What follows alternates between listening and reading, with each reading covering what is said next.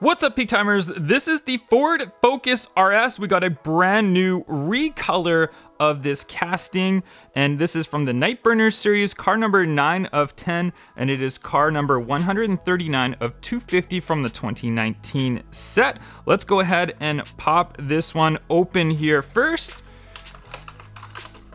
And let's have a look at that. This color is getting a lot more popular as of late, and it looks like we do have a little bit of an error on the paint job on the tampo work up there. And from the front end, we can see it's got some nice tampos on the front. And there from the very front end, not much as far as tampo work. I like the blacked out wheels and the RS all on the side. We got the Ford and the Hot Wheels logo down there. Not a lot of detail on the back of it. And from the side, it looks good. I just like these black wheels. I think they look fantastic. Comment down below, what do you guys think of this Ford Focus RS? And I'll see you guys on the next video. Bye-bye.